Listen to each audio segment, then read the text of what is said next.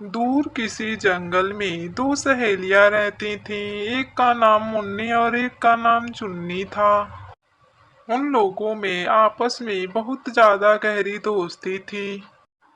एक दिन चुन्नी मुन्नी के पास आती है और बोलती है, मुन्नी, मुझे कल लड़के वाले देखने आ रहे हैं। अब मैं चली जाऊंगी अपने ससुराल। कुछ दिन बाद चुन्नी का शादी हो जाता है। चुन्नी अपने ससुराल चली जाती है। फिर मुन्नी को पता चलता है कि चुन्नी अपने मायके आई है। फिर चुन्नी जाती है मिलने के लिए। मुन्नी बोलती है, अरे ओ चुन्नी, कहाँ है तू? अंदर हूँ मुन्नी, तू कमरे में आ जा। चुन्नी, तू तो ससुराल जाके हम लोगों को भूल ही गई है क्या? हम लोग तुमको याद नहीं आते हैं? ऐसी बात नहीं है मुन्नी मेरी बहन, ऐसा कुछ भी नहीं है।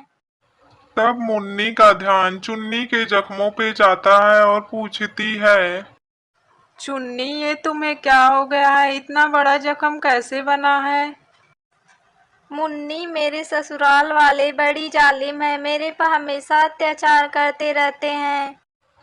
ये सुनकर मुन्नी के पांव तले जमीन खिसक जाती है। चुन्नी, तू अपने माँ से ये बात कहती क्यों नहीं है? मुन्नी, मैंने अपने माँ से बोला था पर माँ ने कहा ससुराल के लोग ऐसे ही होते हैं।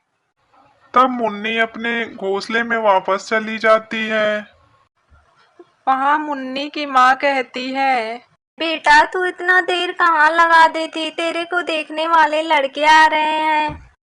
तब मुन्नी कहती है, माँ, मुझे ससुराल नहीं जाना है। मुन्नी, ऐसा नहीं बोलते हैं बेटे। सबका ससुराल एक जैसे नहीं होता है। तब मुन्नी कहती है, मैं ससुराल नहीं जाऊंगी, डोली रख दो कहारा। फिर मुन्नी की माँ मुन्नी को बहुत ज्यादा समझाती है। फिर मुन्नी समझ जाती है और शादी करने के लिए तैयार हो जाती है। फिर मुन्नी का शादी हो जाता है और वो खुशी खुशी अपने घर चली जाती है।